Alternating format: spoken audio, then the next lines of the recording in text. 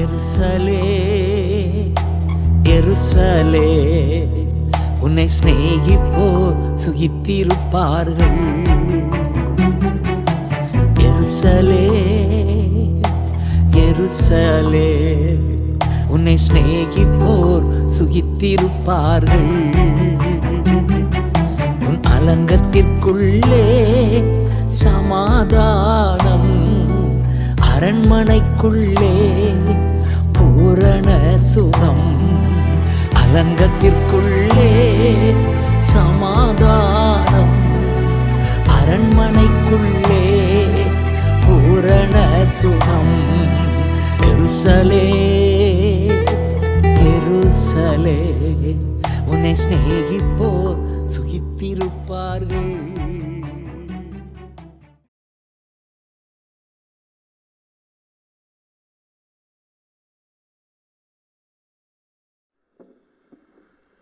கர்த்தருடைய பெரிய நாமத்துக்கு ஸ்தோத்திரம் உண்டாவதாக. நம்முடைய பிதாவாகிய தேவனாலும் கர்த்தராக இருக்கிற இயேசு கிறிஸ்துவினாலும் உங்களுக்கு கிருபையும் சமாதானம் உண்டாவதாக. இந்த மனவளர்ச்சி நாளிலே உங்களோடு சேர்ந்த தெய்வத்தை தொழுது கொள்ளும்படியாக தேவனாய் கர்த்தர் கிருபளித்தபடியினாலே கர்த்தரை நன்றியோடு ஸ்தோத்திரிக்கிறேன். இப்பொழுதும் தேவ சமூகத்திலே கடந்து வந்திருக்கிற நாமும் கூட 1 ராஜாக்களின் புத்தகத்தில் 6ஆம் அதிகாரத்தில் 13வது வசனத்தை தியானிப்போம். இஸ்ரவேல் புத்திரர் நடுவிலே வாசம் பண்ணி என் ஜனமாகிய இஸ்ரவேலை கைவிடாதிருப்பேன் என்றார் என்று இங்கே எழுதியிருக்கிறதாக வாசித்தோம். அதற்காக நாம் கர்த்தரை ஸ்தோத்திரிப்போமாக. இஸ்ரவேல் புத்திரர் நடுவிலே வாசம் பண்ணி என் ஜனமாகிய இஸ்ரவேலை கைவிடாதிருப்பேன் என்று இங்கே வானத்தையும் பூமியும் சமுத்திரத்தையும் அவர்கள் எல்லாத்தையும் படைத்த சர்வ வல்லமுள்ள ஜீவனுள்ள தேவன் இங்கே சொல்லி இருக்கிறதாக பார்க்கிறோம். கர்த்தருடைய பெரிய நாமத்துக்கு ஸ்தோத்திரம் உண்டாவதாக. நான் இஸ்ரவேல் ஜனங்கள் நடுவிலே வாசமாயிருப்பேன், என் ஜனமாகிய இஸ்ரவேலை கைவிடாதிருப்பேன் என்று தேவன் இங்கே வாக்குத்தத்தம் செய்திருக்கிறார். கர்த்தருடைய பெரிய நாமத்துக்கு ஸ்தோத்திரம் உண்டாவதாக. தேவன் தம்முடைய ஜனங்கள் மத்தியிலே வாசமா இருக்கவே அவர் விரும்பினார். மனிதனோடு கூட உலாவி அவனோடு கூட உறவாடி கொண்டிருக்கவே தேவன் விரும்பினார். ஆனாலும் மனுஷன் தேவனை விட்டு தூரமானான். தன்னுடைய கிரிய நிமித்தமாக தேவனுக்கும் தனக்கும் நடுவாக அவன் பிரிவினையை உண்டாக்கி கொண்டான். அவ்விதமாக மனிதன் தேவனுக்கும் தனக்கும் நடுவாக பிரிவினையை உண்டாக்கி கொண்டாலும் தேவனாய் கர்த்தர் தம்முடைய ஜனத்தின் நடுவிலே வாசமாயிருக்கவே விரும்புகிறார். ஆனபடியினாலே அதற்கென்று அவர்களை விடுவித்தார். மோசே காலத்திலே தேவஜனங்களோடு கூட வாசமாயிருக்கும்படி ஒரு கூடாரத்தை உண்டு பண்ண சொன்னார் என்று நாம் யாத்ராகம புத்தகத்திலே 25ஆம் அதிகாரத்திலே பார்க்கிறோம். 25ஆம் அதிகாரத்திலே 8வது வசனத்தை எடுத்து வாசித்தோமானால் தேவனாய் கர்த்தர் மோசேயுனை விதம் சொன்னதாக வாசிக்கலாம். நடுவிலே நான் வாசம் பண்ண ஒரு பரிசுத்த ஸ்தலத்தை உண்டாக்குவார்களாக என்று அங்கே மோசேயிடத்தில் சொன்னார்.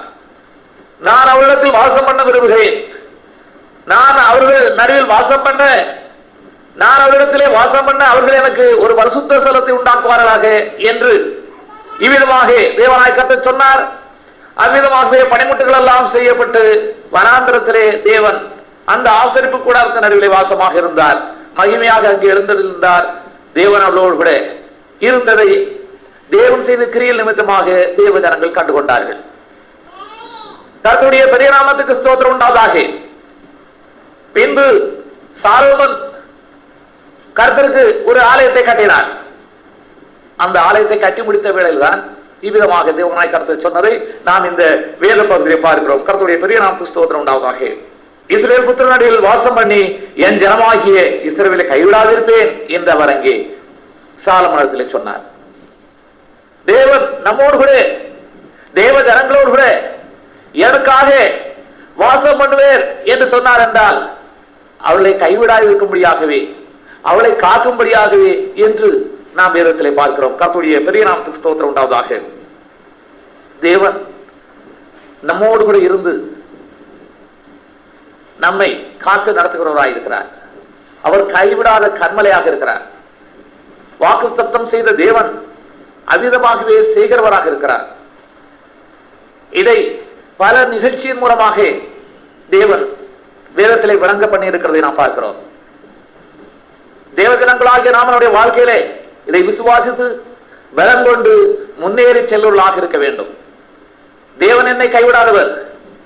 என்னை கைவிடாதபடிக்கு அவர் என்ன சகல வழியிலும் காத்து நடத்தும்படியாக என்னோடு கூட இருக்கிறார்.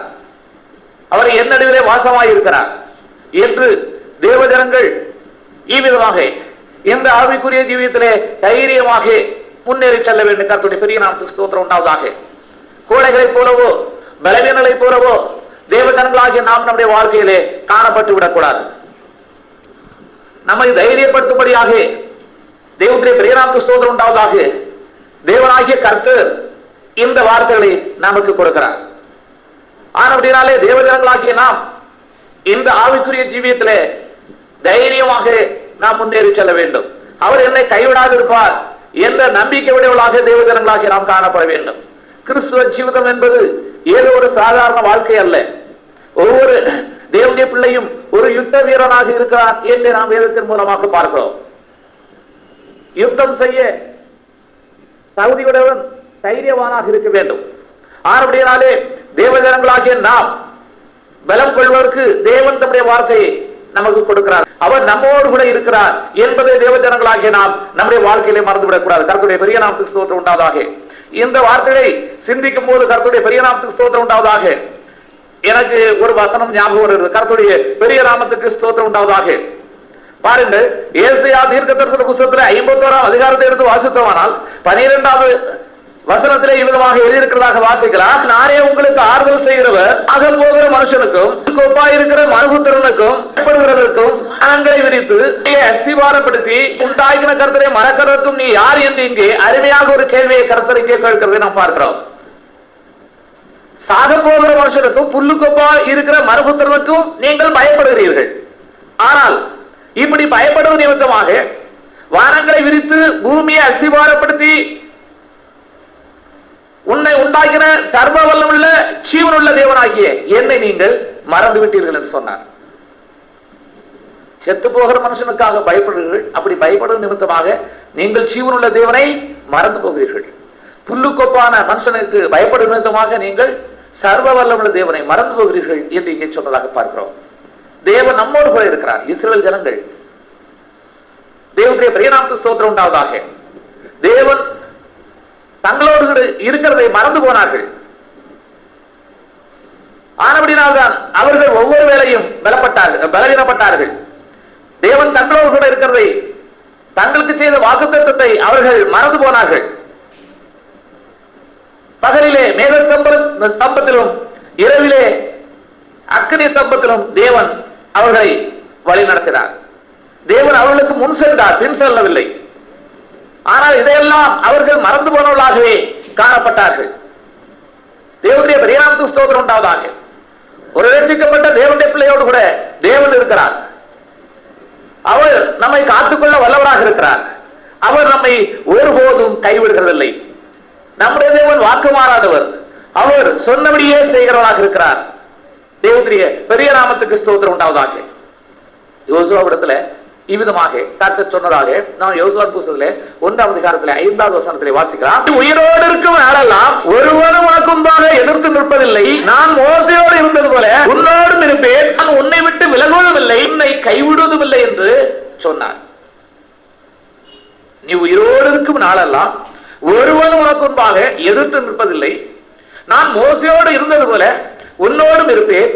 நான் உன்னை விட்டு விலகுவதும் இல்லை, உன்னை கைவிடுவதும் இல்லை என்று யோசுவா பக்தனோடு சொன்னார். அவ்விதமாகவே எந்த ஒரு மனுஷனும் யோசுவாவுக்கு முன்பாக எதிர்த்து நிற்க முடியவில்லை. அது மாத்திரமல்ல, தேவனுடைய பெரிய நாமத்துக்கு ஸ்தோத்திரம் உண்டாவதாக. செல்லுமிடமெல்லாம் கர்த்தர் அந்த யாக்கோவோடு இருந்து யோசுவாவோடு கூட இருந்து கிரியை நடப்பித்தார். சென்ற இடங்களில் எல்லாம் அவருக்கு ஜெயம் கிடைத்தது. தேவன் அவரை கைவிடாதபடினாரே தேவன் சொன்னபடியே இஸ்ரவேல் ஜனங்களுக்கு அவர் தேசத்தை பங்கிட்டார் என்று பார்க்கிறோம். எத்தனை ராஜாக்களை அவர் மடங்கடித்தார் என்ற பட்டியல் யோசுவா புத்தகத்தில் எழுதப்பட்டதாக பார்க்கிறோம். அவ்விதமாக அநேக ராஜாக்களை அவர் மேற்கொண்டார். கர்த்தர் சொன்னபடி கர்த்தருடைய கரம் இவ்விதமாக யோசுவாவோடு கூட இருந்தது. யோசுவாவை அவர் கைவிடவில்லை என்று நாம் பார்க்கிறோம். கர்த்தருடைய பெரிய நாமத்துக்கு ஸ்தோத்திரம் உண்டாவதாக. அவ்விதமாகத்தான் இங்கே சொல்கிறார், இஸ்ரவேல் புத்த நடுவிலே வாசம் பண்ணி என் ஜனமாகிய இஸ்ரவேலை கைவிடாதிருப்பேன் என்று சொல்கிறார். அவர் நம்மை ஒருபோதும் கைவிட மாட்டார். தேவன் நம்மோடு கூட இருக்கிறார். இந்த தைரியத்தோடு கூட ஆவிக்குரிய ஜீவியத்திலே நாம் முன்னேறி செல்வர்களாக தேவ ஜனங்களாகிய நாம் காணப்பட வேண்டும். பக்தராகிய நெகேமியா சொல்லும் போது இவ்விதமாக சொன்னதாக நெகேமியா புத்தகத்திலே நாம் வாசிக்கலாம். 9ஆம் அதிகாரத்திலே 18-19 வசனங்களை எடுத்து வாசிக்கலாம். ஆரம்பிக்கப்பட்ட ஒரு கண்டுகுட்டியை உண்டாக்கி உன்னை ஏற்றிருந்து கொண்டு வந்த உன் தெய்வம் கோபமூட்டத்தக்க பெரிய அக்கிரமத்தை செய்திருந்தாலும் நீர் உம்முடைய மிகுந்த மன உருக்கத்தின்படியே அவர்களை வனாந்தரத்திலே கைவிடவில்லை. அவர்களை வழிநடத்த பகலிலே மேக சம்பவம் அவர்களுக்கு வெளிச்சத்தையோ அவர்கள் நடக்க வேண்டிய வழியையும் விட்டு விலகவில்லை. அவர்களுக்கு அறிவை உணர்த்த உம்முடைய நல் ஆவியை கட்டளையிட்டீர். அவர்கள் வாய்க்கு உம்முடைய மன்னாவை அருளி அவர்கள் தாகத்துக்கு தண்ணீரை கொடுத்தீர். இப்படி 40 வருஷமாக வனாந்தரத்தில் அவர்களுக்கு ஒன்றும் குறைவுபடாதபடிக்கு அவர்களை பராமரித்து வந்தீர். அவர்கள் வஸ்திரங்கள் பழமையாய் போகவும் இல்லை, அவர்கள் கால்கள் வீங்கவும் இல்லை என்று அங்கே சொன்னதாக பார்க்கிறோம். இஸ்ரவேல் ஜனங்கள் வழிநடத்தி கொண்டு வந்த கர்த்தரை விட்டு வார்ப்பிக்கப்பட்ட ஒரு கன்றுக்குட்டியை தங்களுக்கு உண்டாக்கி இது உன்னை ஏற்றிலிருந்து கொண்டு வந்த உன் தெய்வம் என்று சொல்லி கோபமூட்டத்தக்க பெரிய அக்கிரமங்களை செய்திருந்தாலும் என்று இங்கே எழுதப்பட்டதாக பார்க்கிறோம். தேவனை கோபமூட்டத்தக்கதாக பெரிய அக்கிரமத்தை இஸ்ரவேல் ஜனங்கள் செய்திருந்தாலும் நீர் உம்முடைய மிகுந்த மன உருக்கத்தின்படியே அவர்களை வனாந்தரத்திலே கைவிடவில்லை என்று சொல்லுகிறார். தேவனுடைய பெரிய நாம் ஸ்தோத்திரம். தேவ ஜனங்களாகிய நாம் இந்த வார்த்தைகளை சிந்தித்து பார்க்க வேண்டும். ஆம், தேவனை அவர்கள் கோபமூட்டினாலும் தேவனுக்கு ஒரு விதமான கிரியை அவர்கள் செய்திருந்தாலும் தேவன் அவர்களை கைவிடவில்லை என்று நாம் இங்கே பார்க்கிறோம். அவர்களை வழிநடத்த பகலிலே மேகஸ்தம்பமும் அவர்களுக்கு வெளிச்சத்தையும் அவர்கள் நடக்க வேண்டிய வழியையும் காட்ட இரவிலே அக்னி ஸ்தம்பமும் அவர்களை விட்டு விலகவில்லை. அவர்களுக்கு அறிவை உணர்த்த உம்முடைய நல் ஆவியை கட்டளையிட்டீர். அவர்கள் வாய்க்கு உம்முடைய மன்னாவை அருளி அவர்கள் தாகத்துக்கு தண்ணீரை கொடுத்தீர். வனாந்தரத்திலே விதைப்பு மறுப்பு மற்ற அந்த வனாந்தரத்திலே அனுதினமும் தவறாது தேவனாய் கர்த்தர் அவர்களுக்கு மன்னாவை கொடுத்தார். என்ன ஆச்சரியம் பாருங்கள். கோபமூட்டத்தக்கதான பெரிய கிரியை அவர்கள் தேவனை மறந்திருந்தாலும் கூட தேவன் அவர்களை போஷித்தார் என்று நாம் பார்க்கிறோம். அவர்களை வழிநடத்தி வந்த விடுதலை கொடுத்த ஜீவனுள்ள தேவனை மறந்து ஒரு கட்டுக்குட்டி செய்து தேவனை கோபமூட்டினாலும் அவர் அவர்களை மறந்து விடவில்லை. அன்றாடம் அந்த வனாந்தரத்திலே அவர்களுக்கு மன்னா பொழிந்து கொண்டே இருந்தது. அவளை தாகத்திற்கு தண்ணீரை கண்மலையை பிளந்து தேவன் கொடுத்துக் கொண்டே இருந்தார் என்று நாம் பார்க்கிறோம். தேவனுடைய பெரிய நாமத்துக்கு ஸ்தோத்திரம் உண்டாவதாக. இப்படி 40 வருஷமாக வனாந்தரத்தில் அவருக்கு ஒன்றும் குறைபடாதபடிக்கு அவர்களை பராமரித்து வந்தீர். இவ்வளவு அருமையாக இங்கே பக்தன் அவளை ஜீவித்தை உணர்ந்து இங்கே எழுதி வைத்திருக்கிறார் பாருங்கள். அந்த வனாந்தரத்திலே அவர்களுக்கு ஒன்றும் குறைபடாதபடி தேவன் அவர்களை பராமரித்து வந்தார் என்று இங்கே எழுதப்பட்டதாக பார்க்கிறோம். அவர்கள் வஸ்திரங்கள் பழமையாய் போகவும் இல்லை, அவர்கள் கால்கள் வீங்கவும் இல்லை. வியாதி என்று அவர்கள் சொல்லவே இல்லை. அவரே அவர்களுக்கு பரிகாரியாக இருந்தார். அவர்கள் வஸ்திரங்கள் எல்லாம் பழமையாய் போகவில்லை. தேவனுடைய பெரிய நாமத்துக்கு ஸ்தோத்திரம் உண்டாவதாக. எந்த குறைவும் இல்லாதபடி தேவனாய் கர்த்தர் அவர்களை பராமரித்தார் என்று பார்க்கிறோம். கோபமுட்டின போதும் தேவனாய் கர்த்தர் அவர்களை கைவிடவில்லை. அது மாத்திரமல்ல, அதே அதிகாரத்தில் 17வது வசனத்தை பாருங்கள். அவர்கள் செவி கொடுக்க மனதில்லாமல் அவரிடத்திலே நீர் செய்த உம்முடைய அற்புதங்களை நினையாமலும் போய் தங்கள் கருத்தை கடினப்படுத்தி தங்கள் அடிமைத்தனத்துக்கு திரும்பும்படிக்கு அவர்கள் கலகம் பண்ணி ஒரு தலைவனை ஏற்படுத்தினார்கள். ஆயிரம் வெகுவாய் மன்னிக்கிறவரும் இரக்கம் மனம் உருக்கம் நீடிய சாந்தமும் மகா கிருபையுள்ளவருமான தேவனாகிய நீர் அவர்களை கைவிடவில்லை. அதற்கு பின்பாக வாக்குத்தத்தம் செய்த கானானை சுதந்திரித்துக் கொள்ளும்படி காதேஸ் பர்னேயாவில் இருந்து அவர்களை போகும்படி சொன்ன போது அவர்கள் அங்கே கலகம் ஊட்டினார்கள். வேவுக்காரர்களே 10 பேர் வந்து துர் செய்தியை அங்கே பரப்ப பண்ணினார்கள். அங்கே கண்ட மனிதர்களை அவர்கள் கண்டு பயந்து அவர்கள் கொடியவர்கள் பயங்கரமானவர்கள், அவருடைய பட்டணங்கள் எல்லாம் அரணிப்பானவர்கள் என்று இங்கே சொன்னார்கள். அவர்கள் கண்டது உண்மைதான், உண்மையைத்தான் சொன்னார்கள். ஆனால் அது துர் செய்தியாக இருந்தது. காரணம், அவள் தேவனுடைய வல்லமையை அவர்கள் உணரவில்லை. வாக்குத்தத்தம் செய்தது கர்த்தர். அந்த வாக்குத்தத்தத்தை அவர்கள் பற்றிக் கொள்ள மனமில்லாது இருந்தபடியாலே தெய்வத்துடைய பெயராமத்துக்கு ஸ்தோத்திரம் உண்டாவதாக. அவர்கள் கண்ட உண்மையை அவர் துர்செய்தி என்று அங்கே சொன்னதாக பார்க்கிறோம். தேவஜனங்களாகிய நாம் ஒவ்வொரு வேளையும் மனதில் கொள்ள வேண்டியதுதான். சூழ்நிலைகளை கண்டு, சந்தர்ப்பங்களை கண்டு, உலகத்தில் காணப்படுகிற உண்மைகளை கண்டு நாம் பயப்பட வேண்டிய அவசியமே இல்லை. அப்படி பயப்பட்டோமானால் நாம் தேவனை விசுவாசியாளர்களாக, தேவனுடைய வல்லமையை விசுவாசியாளர்களாக ஆகிவிடுவோம். ஒரு வியாதி நம்ம என்ன செய்ய முடியும்? ஒரு மனுஷன் நம்ம என்ன செய்ய முடியும்? கர்த்தர் நம்முடைய பட்சத்தில் இருந்தால் நமக்கு விரோதமாக இருப்பவன் யார்? ஒவ்வொரு வேளையும் தேவ ஜனங்களாக்கி நாம் இதை சொல்லிக் கொண்டே இருக்க வேண்டும். நம்முடைய வாழ்க்கையிலே நாம் காணுகிற காரியங்களை வைத்தே நாம் எல்லாவற்றையும் யோசிக்கிறோம், சிந்திக்கிறோம், தீர்மானம் பண்ணி விடுகிறோம். நாம் நம்முடைய வாழ்க்கையில அப்படி இருக்கக்கூடாது. கர்த்தருடைய பெரிய நாமத்துக்கு ஸ்தோத்திரம் உண்டாவதாக. சர்வ வல்லமையுள்ள தேவன் நம்மோடு கூட இருக்கிறார். ஜீவனுள்ள தேவன் நம்மோடு கூட இருக்கிறார். அவர் நம்மை ஒருபோதும் கைவிடுவதில்லை. அவர் கைவிடாத கண்மலையாக இருக்கிறார். நாம் அவருக்குள் இருக்கிறோம். ஆனபடியாலே தேவஜனங்களாகிய நாம் மிகுந்த எச்சரிக்கையோடு காணப்பட வேண்டும். இங்கே அதை உணராமல் இஸ்ரவேல் ஜனங்கள் எமோரியரை கண்டு பயந்தார்கள். அந்நாளிலும் தேவனுடைய பெரிய நாமத்துக்கு ஸ்தோத்திரம் உண்டாவதாக. அவர்களை கர்த்தர் முற்றிலுமாக நிர்மூலம் பண்ணவில்லை, அவர்களை கைவிடவில்லை என்று இங்கே வேதத்திலே நாம் எழுதப்பட்டதாக பார்க்கிறோம். கர்த்தருடைய பெரிய நாமத்துக்கு ஸ்தோத்திரம் உண்டாவதாக. தேவஜனங்களாகிய நாம் இதை சிந்தித்து பார்க்க வேண்டும். தொடர்ந்து எஸ்ரான் புத்தகத்தை எடுத்து வாசித்தவனால் 9ஆம் அதிகாரத்திலே 9வது வசனத்திலே பக்தனாகி எஸ்ரா விதமாக சொல்லுகிறதாக வாசிக்கலாம். அடிமைகளாய் இருந்தோம், எங்கள் அடிமைத்தனத்திலே எங்கள் தேவன் எங்களை கைவிடாமல் என்று அவர் அங்கே சொன்னதாக பார்க்கிறோம். நாங்கள் அடிமைகளாக இருந்தோம். எங்களுடைய குறைச்சலினாலே, எங்களுடைய அவிசுவாசத்தினாலே, எங்களுடைய கீழ்ப்படியாமையினாலே நாங்கள் அடிமைகளானோம். அதுதான் அவர் அங்கே சொல்கிறார். சில ஜனங்கள் எதற்காக அடிமைகளாக பாபிலோனுக்கு கொண்டு போகப்பட்டார்கள்? அவருடைய கீழ்ப்படியாமையினாலே, அவருடைய கீழ்ப்படியாமையினாலே அவர்கள் அடிமைகளாக கொண்டு போகப்பட்டார்கள். அப்படி அவருடைய கீழ்ப்படியாமையினாலே அடிமைகளாக கொண்டு போகப்பட்டோம். எங்கள் அடிமைத்தனத்திலே எங்கள் தேவன் எங்களை கைவிடவில்லை. ஆம், அப்பொழுதும் எங்கள் தேவன் எங்களை கைவிடவில்லை.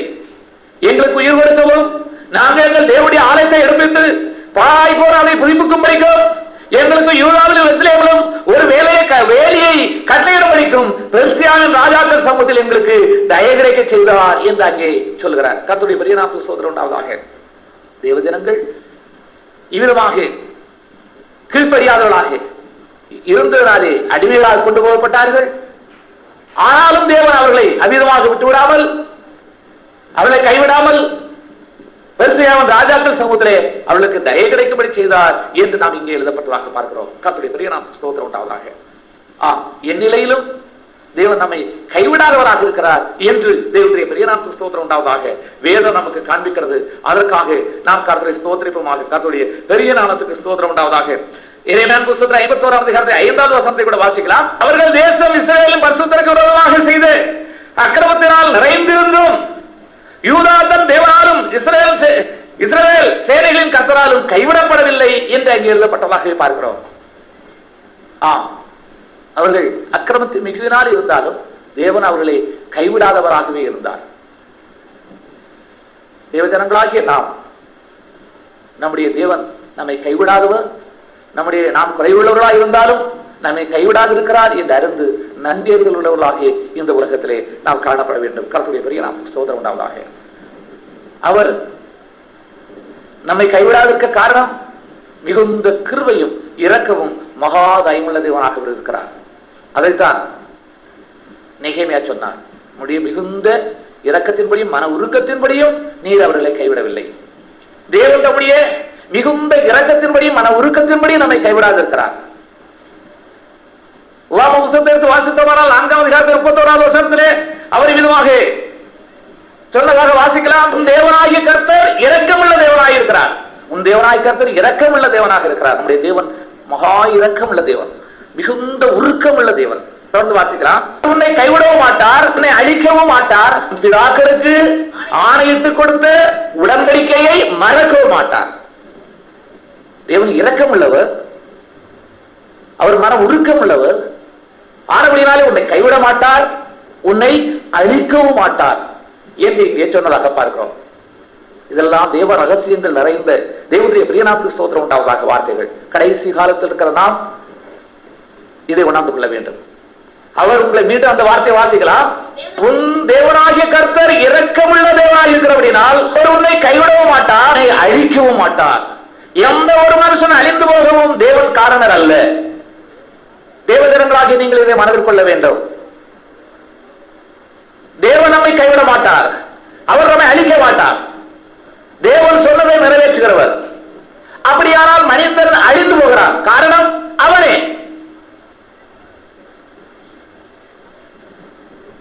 அவனுடைய அவிசுவாசத்தினாலே அவன் அழிந்து போகிறான். தேவன் நம்முடைய குறைவுகளினால் நம்மை அழிக்கிறதில்லை. தேவனுடைய பிரியநாமத்துக்கு ஸ்தோத்திரம் உண்டாவதாக. நாம் நம்முடைய குறைவுகளை சரி செய்து பூரணப்பட வேண்டும் என்பதுதான் தேவனுடைய சித்தமாக இருக்கிறது. கர்த்தருடைய பிரியநாமத்துக்கு ஸ்தோத்திரம் உண்டாவதாக. ஆகையினால் தான் நாம் வார்த்தையிலே எச்சரிக்கையாக இருக்க வேண்டும் என்று பல தடவை சொல்லுகிறது. ஒரு மனுஷன் தன்னுடைய வார்த்தையினாலே அழிந்து போகிறான். வார்த்தை ஜீவன் உள்ளது. அந்த வார்த்தை சொல்லப்பட்ட கிரியையை நடப்பிக்கும். இதை நீங்கள் எக்காலத்திலும் மறந்துவிடக்கூடாது. இதுதான் பல உபதேசங்களிலே பல நிலையில உங்கள் பாத்திலே சொல்லுகிறது.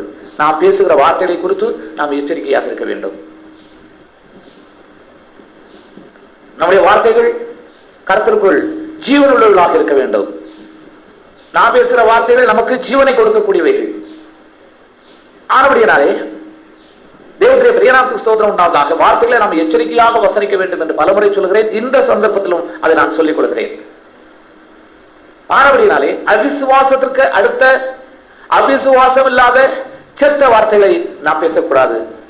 நான் விசுவாசித்தேன் ஆகையால் பேசுகிறேன் என்று பக்தன் சொன்னான். நான் விசுவாசித்தேன் ஆகையால் பேசுகிறேன். விசுவாசிக்கிறதை பேச வேண்டும். தேவனுடைய பிரியநாமத்துக்கு ஸ்தோத்திரம் உண்டாவதாக. நாம் நம்முடைய விசுவாசம் தேவனுடைய வார்த்தையிலே இருக்க வேண்டும்.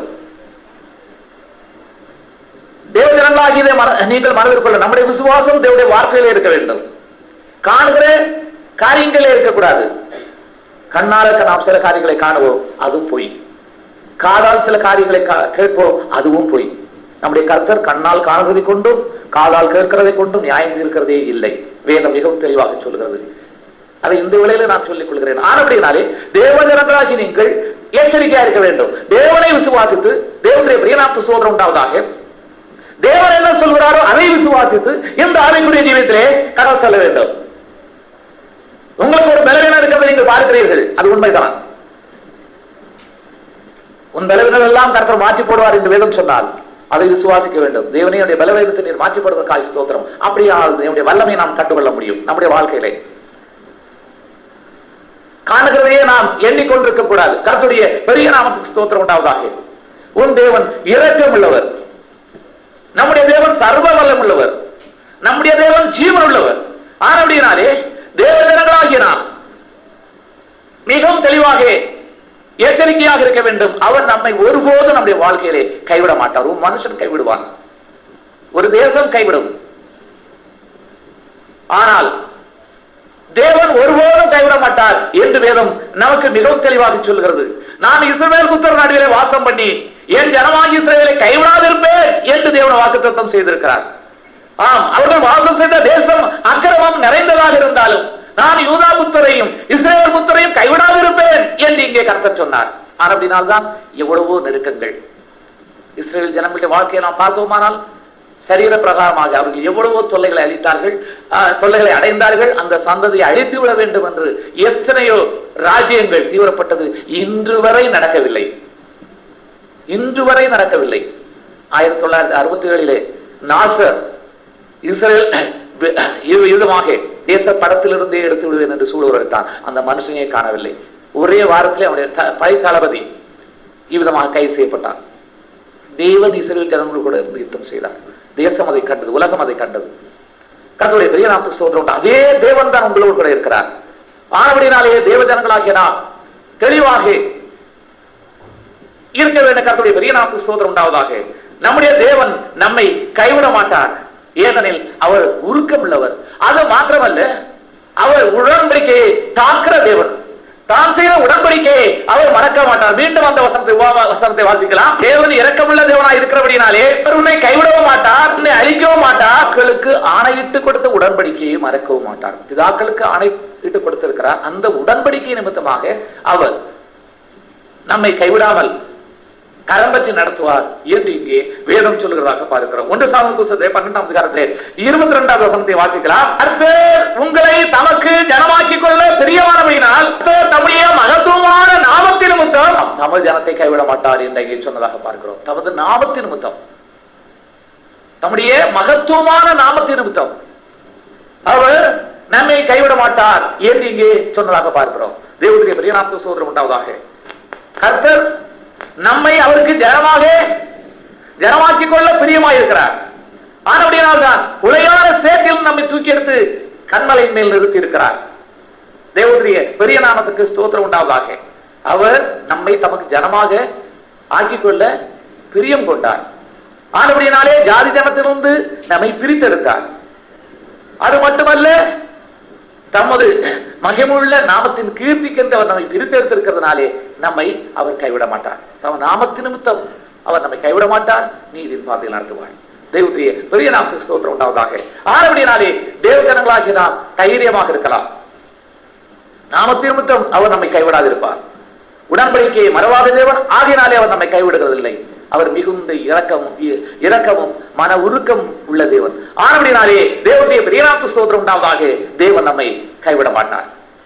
நாம் ஏசாயா தீர்க்கதரிசன புத்தகத்தை எடுத்து வாசித்தோமானால் 49ஆம் அதிகாரத்திலே 14வது வசனத்திலே இவ்விதமாக எழுதியிருக்கிறதாக வாசிக்கலாம். கர்த்தர் என்னை கைவிட்டார், ஆண்டவர் என்னை மறந்தார் என்று சொல்கிறார் என்று அங்கே தீர்க்க மூலமாக சொல்லப்பட்டார் பார்க்கிறோம். இவ்விதமாக தேவனாய் கர்த்தர் வாக்கு செய்திருந்தும் தேவஜனங்கள் என்ன சொல்கிறார் என்றால், கர்த்தர் என்னை கைவிட்டார், ஆண்டவர் என்னை மறந்து போனார் என்று சொல்லுகிறார்கள்.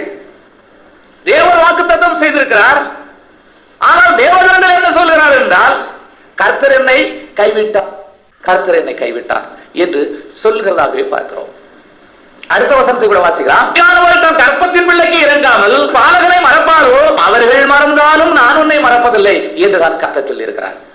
நான் மறந்தாதானே உன்னை கைவிடுறதுக்கு, நான் மறக்கிறதில்லை. ஆனால் தேவஜனங்களோ தேவனை மறந்து விட்டார் என்று சொல்லுகிறார்கள். நிச்சயமாக ஸ்திரீயானவள் தன்னுடைய பாலகனை மறப்பாளா? ஒருவேளை தன்னுடைய கற்பத்தின் கனியை அவள் மறந்து போகலாம். அப்படி அவள் மறந்தாலும் நான் உங்களை மறக்க மாட்டேன் என்று இங்கே தேவன் சொல்கிறதாக பார்க்கிறோம். தேவன் நம்மை மறந்து போனால்தான் அவர் நம்மை கைவிடுவார். ஆனபடினாலே தேவனுடைய பெரிய நாமத்துக்கு ஸ்தோத்திரம் உண்டாவதாக. தேவன் நம்மை ஒருபோதும் நம்முடைய வாழ்க்கையிலே கைவிட மாட்டார் என்பதை தேவ ஜனங்களாகிய நாம் மறந்து கொள்ள வேண்டும். கர்த்தருடைய பெரிய நாமத்துக்கு ஸ்தோத்திரம் உண்டாவதாக. ஆனால் சில வேளைகளிலே தேவன் நம்மை கைவிட்டு விட்டதை போன்ற ஒரு நிலையை நாம் அடைகிறோம். உண்மைதான், நம்முடைய வாழ்க்கையிலே தேவன் நம்மை கைவிட்டு விட்டாரோ என்று எண்ணும்படியாக சூழ்நிலைகள் உருவாகிறது. உண்மைதான், இல்லை என்று நாம் சொல்வதற்கு ஏதுமில்லை. கர்த்தருடைய பெரிய நாமத்துக்கு ஸ்தோத்திரம் உண்டாவதாக. எதற்காக அவ்விதமாக ஒரு நிகழ்ச்சி நடக்கிறது என்றால் நமக்காகத்தான் என்று வேதம் சொல்லுகிறதாக பார்க்கிறோம்.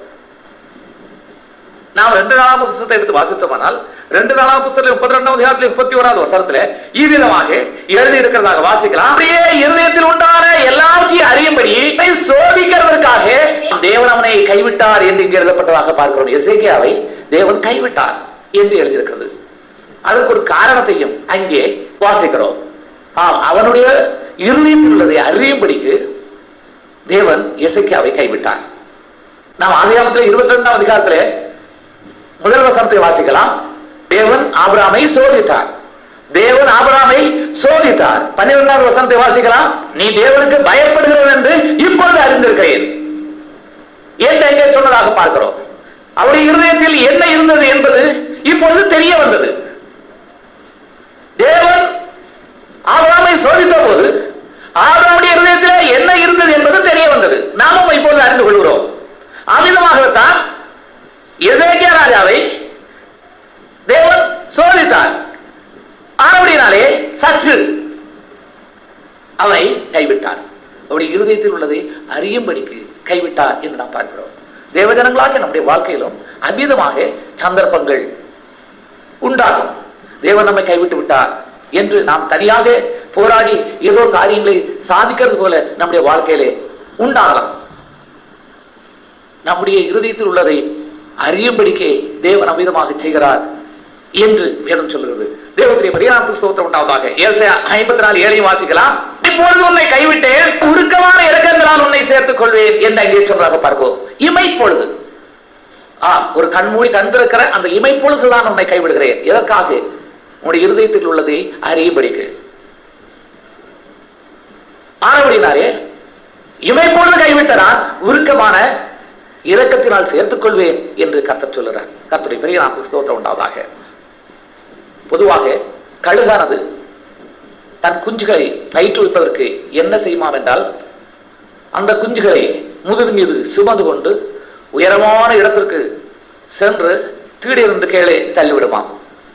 இமைப்பொழுது தள்ளிவிட்டு அப்படியே பறந்து வந்து அந்த குஞ்சு கீழே வந்து கொண்டிருக்கும் போது தன்னுடைய முதுகு மேல் அதை தாங்கிக் கொள்ளுமா. இப்படித்தான் அதை பறக்க வைக்குமா. பறப்பதற்கு, குஞ்சுகள் பறப்பதற்கு தாய் கழுகு இவ்விதமாகத்தான் பழக்க வைக்குமா. அப்படி போலத்தான் தேவன் தேவனுடைய பிரியநாமத்துக்கு ஸ்தோத்திரம் உண்டாவதாக செய்கிறார். சில வேளையிலே நம்முடைய வாழ்க்கையில தேவன் கைவிட்டார் என்று எண்ணும் அளவுக்கு பிரச்சனைகள் இருக்கலாம். ஆனாலும் தேவன் அதிலே கைவிடுவதில்லை. நம்முடைய உள்ளம் எப்படி இருக்கிறது, என் நிலையில் இருக்கிறது, தேவனை பற்றிய உத்தமத்தில் அது நிலைத்திருக்கிறதா என்பதை அறிந்து கொள்ளும்படியாகத்தான் தேவன் அதை செய்கிறார். எசேக்கியாவுக்கும் அவருடைய வாழ்க்கையிலே இவ்விதமாகத்தான் சம்பவித்தது என்று நாம் வேதத்திலே பார்க்கிறோம். கர்த்தருடைய பெரிய நாமத்துக்கு ஸ்தோத்திரம் உண்டாவதா. ஆனபடியாரே தேவனுடைய பிள்ளைகளாகிய நாம் அவ்விதமான சூழ்நிலையிலே தேவனை தேட வேண்டும். நாம் சங்கீத புத்தகத்தை எடுத்து வாசித்தவனா 9ஆம் அதிகாரத்திலே 10வது வசனத்திலே இவ்விதமாக எழுதப்பட்டதாக வாசிக்கலாம். கர்த்தாவே உம்மை தேடுகிறவர்களை நீர் கைவிடுவதில்லை, எல்லாரும் உமது நாமத்தை அறிந்தவர்கள் நம்பியிருப்பார்கள் என்று இங்கே எழுதப்பட்டதாக பார்க்கிறோம். கர்த்தாவே உம்மை தேடுகிறவர்களை நீர் கைவிடுகிறதில்லை. எந்த காரியத்தில் ஆனாலும் நம்முடைய வாழ்க்கையிலே தேவன் நம்மை கைவிட்டார் என்று நாம் உணரும் போது நாம் கர்த்தரை தேட வேண்டும். தேவனுடைய பெரிய நாமத்துக்கு ஸ்தோத்திரம் உண்டாவதாக. உம்மை தேடுகிறவர்களை நீர் கைவிடுகிறதில்லை. தேவன் கைவிடாத கண்மலையாக இருக்கிறார். நம்முடைய தேவன் நம்மோடு கூட இருக்கிறார். ஏற்றிருந்து மீட்டுக் கொண்டு வரப்பட்ட இஸ்ரேல் ஜனங்களை போல தேவதேவர்களாகிய நாம் இந்த கடைசி காலத்தில் இருக்கிற நாம் இருந்து விடக்கூடாது. கர்த்தருடைய பெரிய நாமத்துக்கு ஸ்தோத்திரம் உண்டாவதாக. சில சந்தர்ப்பம் உண்டானால் அது நம்முடைய உள்ளத்தில் உள்ளதை நாம் அறியப்படுகிறது. இரண்டாவதாக கர்த்தருடைய பெரிய நாமத்துக்கு ஸ்தோத்திரம் உண்டாவதாக.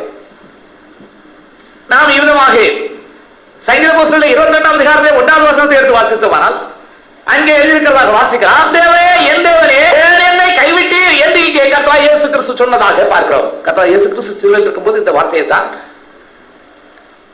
தன்னுடைய நாவினால் உச்சரித்தார். என் தேவனே என் தேவனே ஏன் என்னை கைவிட்டீர். அங்கே தேவகுமாரன் கைவிடப்பட்டது நோக்கம் பாவிகளாகிய நாம் ரட்சிக்கப்படும்படிக்கே, பாவிகளாகிய நாம் ரட்சிக்கப்படும்படிக்கே தேவகுமாரன் கைவிடப்பட்டார். சில சந்தர்ப்பங்களிலே நாம் கைவிடப்பட்டது போல தோன்றுகிறது என்றால் அது இன்னொருடைய ரட்சிப்புக்காக என்பதையும் நாம் மறந்துவிடக்கூடாது. மற்றவர்கள் ரட்சிக்கப்படுவதற்காக நாம் கைவிடப்படலாம். தேவனுடைய பிரியநாமத்துக்கு ஸ்தோத்திரம் உண்டாவதாக. தேவஜனங்களாகிய நாம் இதை மனதில் கொள்ள வேண்டும். மற்றவருடைய ரட்சிப்புக்காக தேவன் நம்மை கைவிடலாம். ஆனால் இமைப்பொழுதுதான். ஆனாலும் உருக்கமான இரக்கத்தின்படியாக அவர் நம்மை சேர்த்துக் கொள்வார். இமைப்பொழுது இவ்விதமாக கர்த்தராகிய இயேசு கிறிஸ்து கைவிடப்பட்டாலும் அவர் பிதாவோடு கூட எப்பவும் இருக்கிறவரானார், ஜீவன் பெற்றவரானார் என்று நாம் பார்க்கிறோம். ஆனால் இதை நாம் அறிந்து கொள்ள வேண்டும். தேவனுடைய பெரிய நாமத்துக்கு ஸ்தோத்திரம் உண்டாவதாக. சில சந்தர்ப்பங்களிலே நாம் கைவிடப்பட்டவர்கள் போல நாம் எண்ணுவோமானால் அதிலே தைரியமாக இருக்க வேண்டும். இன்னொரு ரட்சிக்கப்பட, ஒரு பாவி ரட்சிக்கப்பட தேவன் என்னை கைவிட்டிருக்கிறார். நிச்சயமாக தொடர்ந்து அமிதமாக இருக்க மாட்டார். உருக்கமான இரக்கத்தின்படி மீண்டும் என்னை சேர்த்துக் கொள்வார் என்று தேவ ஜனங்களாகிய நாம் நம்முடைய வாழ்க்கையிலே தேவனுடைய பெரிய நாமத்துக்கு ஸ்தோத்திரம் உண்டாவதாக தைரியமாக இருக்க வேண்டும். தேவன் நம்மோடு கூட இருக்கிறார். தேவன் நம்மோடு கூட வாசம் செய்கிறார். ஆனபடினாலே தேவ ஜனங்களாகிய நாம் எப்பொழுதும் தைரியமாக இருக்க வேண்டும். கர்த்தருடைய பெரிய நாமத்துக்கு ஸ்தோத்திரம் உண்டாவதாக. எபிரேயர்கள் 37 வாசித்தமானால் இவ்விதமாக 11ஆம் அதிகாரத்தை 5-6 வசனங்களிலே எழுதப்பட்டதாக வாசிக்கலாம். பணாசை இல்லாதவளாய் நடந்து இருக்கிறவைகள் போதுமென்று எண்ணுங்கள், உன்னை விட்டு விலகுவதும் இல்லை, உன்னை கைவிடுவதும் இல்லை என்று சொல்லி இருக்கிறாரே. தைரியம் கொண்டு எனக்கு சகாய, நான் பயப்படேன், மனுஷன் எனக்கு என்ன செய்வான் என்று சொல்லலாமே என்று இங்கே எழுதியிருக்கிறதாக பார்க்கிறோம். நீங்கள் பணாசை இல்லாதவர்களாய் நடந்து உங்களுக்கு இருக்கிறவைகள் போதும் என்று எண்ணுங்கள். நான் உன்னை விட்டு விலகுவதும் இல்லை, உன்னை கைவிடுவதும் இல்லை என்று இங்கே கர்த்தர் சொல்லியிருக்கிறார். போதுமென்ற மனதுடனே கூடிய தேவபக்தியே மிகுந்த ஆதாயம். தேவனுடைய பெரிய நாமத்துக்கு ஸ்தோத்திரம் உண்டாவதாக. தேவபக்தியை குறித்து சொல்லும் போது கர்த்தருடைய பெரிய நாமத்துக்கு ஸ்தோத்திரம் உண்டாவதாக. இவ்விதமாக அப்போஸ்தலர் எழுதியிருக்கிறதாகவே நாம் பார்க்கிறோம். உலகத்திலே நாம் ஒன்றும் கொண்டு வந்ததும் இல்லை, இதிலிருந்து நாம் ஒன்றும் கொண்டு போவதும் இல்லை என்பது நிச்சயம். இதுல எந்த சந்தேகம் வேண்டாம். எதையாவது நாம் இங்கிருந்து எடுத்துக்கொண்டு பரலோகத்துக்கு சென்று விட முடியாது. இங்கு உள்ளவைகள் இங்கேயே இருக்கும். ஆகையால் தான் போதுமென்கிற மனதுடனே கூடிய தேவபக்தியை மிகுந்த ஆதாயம். உலகத்திலே நாம் ஒன்றும் கொண்டு வந்ததும் இல்லை, இதிலிருந்து நாம் ஒன்றும் கொண்டு போவதும் இல்லை என்பது நிச்சயம் என்று அவர் அங்கே சொன்னார். நீங்கள் பண ஆசை இல்லாதவர்களாய் நடந்து உங்களுக்கு இருக்கிறவைகள் போதும் என்று எண்ணுங்கள். என்ன நமக்கு இருக்கிறதோ அதிலே நாம் நிறைவடைய வேண்டும். இருக்கிறதிலே நாம் நிறைவடையாவிட்டால் நம்முடைய வாழ்க்கையில நிச்சயமாக நாம் சமாதானம் இல்லாதவர்களாகவே காணப்படுவோம். சற்று நம்முடைய வாழ்க்கையை சிந்தித்து பார்ப்போம். ஆனால் அது வேண்டும் இது வேண்டும் என்று எண்ணிக்கொண்டிருக்க அதை எப்படி அடைவது என்பதிலே நம்முடைய மனம் தீவிரப்பட்டுக் கொண்டே இருக்கும். உலக பொருள்களுக்காக தேவஜனங்களாகிய நாம் பணம் உலக பொருளை சொந்தமாக்குவதற்கு தான் பணம் இல்லாவிட்டால் இந்த உலகத்தில் ஒன்றும் கொள்ள முடியாது. ஆகையினால்தான் மனிதன் பணத்தை சம்பாதிக்கிறார். தேவஜனங்களாகிய நாம் உண்ணவும் உடுக்க உண்டாயிருக்கிறது என்றால் போதும் என்ற மனதுடனே இருக்க வேண்டும். இதிலே தேவஜனங்கள் எச்சரிக்கையாக இருக்க வேண்டும் என்று வேதம் நமக்கு காண்பிக்கிறது. அப்படி இல்லையானால் நாம் இருக்கிறதிலே நிறைவடையாவிட்டால் தேவன் சொன்னதை நாம் விசுவாசிக்கவில்லை என்று அர்த்தமாகும். நான் உன்னை விட்டு விலகுவதும் இல்லை, உன்னை கைவிடுவதும் இல்லை என்று கர்த்தர் சொல்லியிருக்கிறார். அதை நாம் விசுவாசியாளர்களாக ஆகிவிடுவோம்.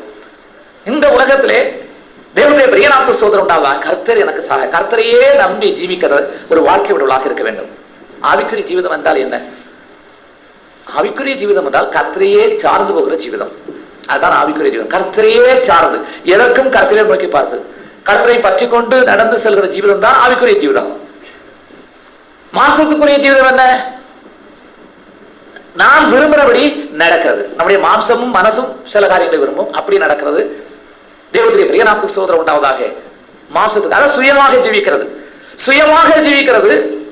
மாம்சத்துக்குரிய ஜீவிதம். தேவனை சார்ந்து ஜீவிக்கிறது ஆவிக்குரிய ஜீவிதம். அப்படினாலே ஆவிக்குரிய ஜீவிதத்திலே இருக்கிற தேவனுடைய பிள்ளைகள் தேவனுடைய பெரிய நாமத்துக்கு ஸ்தோத்திரம் உண்டாவதாக விசுவாசத்தில் ஐஸ்வர்யவான்களாக காணப்பட வேண்டும். அப்படி விசுவாசத்தில் ஐஸ்வர்யவான்களாய் காணப்பட வேண்டுமானால் தேவனுடைய பெரிய நாமத்துக்கு ஸ்தோத்திரம் உண்டாவதாக போதும் என்ற மனதுடனே கூடிய தேவபக்தியோடு கூட கடன் சென்று விட வேண்டும். இதிலே நாம் எச்சரிக்கையாக இருக்க வேண்டும். தேவனுடைய சத்தத்திற்கு நாம் செவிகொடாவிட்டால் நம்முடைய வாழ்க்கையில் பல துன்பங்களை நாம் அடைவர்களாக இருக்கிறோம். ஆகையினாலே நமக்கு மாத்திரமல்ல நம்மை சார்ந்தவர்களுக்கும் துன்பத்தை வருவித்து விடுவோம். இதிலே தேவ ஜனங்களாகிய நாம் எச்சரிக்கையாக இருக்க வேண்டும். கர்த்தருடைய பெரிய நாமத்துக்கு ஸ்தோத்திரம் உண்டாவதாக. தேவன் என்னோடு கூட இருக்கிறார், அவர் என்னை கைவிடுகிறதில்லை என்ற தைரியத்தோடு கூட தேவ ஜனங்களாகிய நாம் இந்த உலகத்திலே காணப்பட வேண்டும். கர்த்தருடைய பெரிய நாமத்துக்கு ஸ்தோத்திரம் உண்டாவதாக. நீங்கள் பணாசை இல்லாதவனாய் நடந்து உங்களுக்கு இருக்கிறவர்கள் போதும் என்று எண்ணுங்கள். நான் உன்னை விட்டு விலகுவதும் இல்லை, உன்னை கைவிடுவதில்லை என்று அவர் சொல்லி இருக்கிறாரே. அதனாலே நாம் தைரியம் கொண்டு கர்த்தர் எனக்கு சகாயர், நான் பயப்படேன், மனுஷன் எனக்கு என்னத்தை செய்வான் என்று சொல்லலாமே. என் நிலையிலும் நாம் இதை சொல்ல வேண்டும். கர்த்தர் எனக்கு சகாயர், மனுஷன் எனக்கு என்னத்தை செய்வான். கர்த்தர் எனக்கு சகாயர், இந்த வியாதி எனக்கு என்னத்தை செய்யும். கர்த்தர் எனக்கு சகாயர், இந்த உலகம் எனக்கு என்னத்தை செய்யும். நாம் தைரியம் கொண்டு சொல்ல வேண்டும். கர்த்தருடைய பெரிய நாமத்துக்கு ஸ்தோத்திரம் உண்டாவதாக. உலகமே எதிர்த்து நின்றாலும் தேவனை சார்ந்திருக்கிற ஒரு மனிதனை ஒன்றுமே செய்ய முடியாது. கர்த்தர் எனக்கு சகாயர், இதிலே நாம் பூரண விசுவாசத்தோடு காணப்பட வேண்டும். கர்த்தர் எனக்கு சகாயர், மனுஷன் எனக்கு என்னத்தை செய்வான், அவனால் ஒன்றுமே செய்ய முடியாது. தேவஜனங்களாக நாம் இதிலே தெளிவாக இருக்க வேண்டும். கர்த்தரை சார்ந்து கொண்டே நாம் கடந்து செல்ல வேண்டும். கர்த்தர் நம்மோடு கூட இருக்கிறார். தேவனுடைய பெரிய நாமத்துக்கு ஸ்தோத்திரம் உண்டாவதாக. அவர் நம்மை கைவிடாத கண்மலையாக இருக்கிறார். அவர் வாக்கு செய்திருக்கிறார். அதான் தலைமுறை சொல்லுவது உண்டு. தேவன் சொன்னதை மாத்திரம் நம்முடைய வாழ்க்கையிலே நாம் நம்பினால் போதும். வேறு ஒன்று நமக்கு தேவையில்லை. அந்த நல்ல இருதயத்தை மாத்திரம் தேவன் நமக்கு தரும்படியாக தேவனிடத்திலே நாம் பிரார்த்திக்க வேண்டும், விண்ணப்பிக்க வேண்டும். ஆண்டவரே, உடைய வார்த்தைகளை நம்பக்கூடிய அந்த நல்ல இருதயத்தை எனக்கு தந்திரலும். இந்த உலகத்திலே ஜெயமாக, மகிழ்ச்சியாக, சந்தோஷமாக சுகித்து வாழ்ந்திருக்க தேவனை நம்புகிற அந்த ஒரே ஒரு வாழ்க்கை தான் நமக்கு அவசியம். பொன்னாலோ பொருளாலோ ஐஸ்வர்யத்தாலோ நிலவரங்களாலோ நாம் இந்த உலகத்திலே சந்தோஷமாக, சமாதானமாக, சுகமாக வாழ முடியாது. இதை தேவஜனங்களாக நீங்கள் மறந்துவிடக்கூடாது. நாம் பணத்தை கொண்டு எதையும் சோதரிக்கலாம் அந்த உலகத்திலே, ஆனால் அவைகளால் நமக்கு யாதொரு சுகமும் இல்லை. நாம் தேவனை சார்ந்து வாழ்வதே நமக்கு சுகம் என்பதை தேவஜனங்களாகி நீங்கள் உங்களுடைய வாழ்க்கையிலே எண்ணி பார்க்க வேண்டும். நாம் எதற்கும் பயப்பட வேண்டியதில்லை, யாருக்கும் பயப்பட வேண்டியதில்லை. தேவனுடைய பெரிய நாமத்துக்கு ஸ்தோத்திரம் உண்டாவதாக. ஆக அதைத்தான் இங்கே இவ்விதமாக அப்போஸ்தலர் எழுதி வைத்திருக்கிறார். பணத்தை எதற்காக அதோடு கூட சேர்த்து சொன்னார் என்றால், இந்த உலகத்தில் அநேக காரியங்கள் நமக்கு உண்டாயிருக்க வேண்டும், ஆனால் அதுக்கு பணம் அவசியம். பணத்தை கொண்டு ஒன்றை வாங்க திரும்ப இது இருந்தா பரவாயில்ல, அது இருந்தா பரவாயில்ல, அது இருந்தா பரவாயில்ல, இப்படியே தான் மனிதனுடைய மனம் போய்கொண்டே இருக்கும். இருக்கிறதுலே நாம் நிறைவு பெற வேண்டும். போதுமென்ற மனதுடனே கூடிய தேவ பக்தியே மிகுந்த ஆதாயம். போதுமென்ற மனம் இருந்தால்தான் ஆவிக்குரிய ஜீவியத்திலே நாம் வளர முடியும், முன்னேற முடியும், மேன்மையான காரியங்களை பெற்றுக்கொள்ள முடியும். மேன்மையான காரியங்கள் என்ன, மேலான காரியங்களை நம்முடைய வாழ்க்கையில சாதிக்க முடியும், சாட்சியாக இருக்க முடியும். இல்லையானால் எப்படி சாட்சியாக இருக்கிறது? முடியாது. ஆனபடினாலே தேவஜனங்களாகிய நாம் இதிலே தெளிவாக இருக்க வேண்டும். கர்த்தருடைய பெரிய நாமத்திற்கு ஸ்தோத்திரம் உண்டாவதாக. அதனாலே நாம் தைரியம் கொண்டு கர்த்தர் எனக்கு சகாயர், நான் பயப்படேன், மனுஷன் எனக்கு என்ன செய்வான் என்று சொல்லலாமே என்று இங்கே அப்போஸ்தலர் எழுதி வைத்திருக்கிறார். தேவன் நம் நடுவிலே இருக்கிறார், நம்மோடு கூட இருக்கிறார்.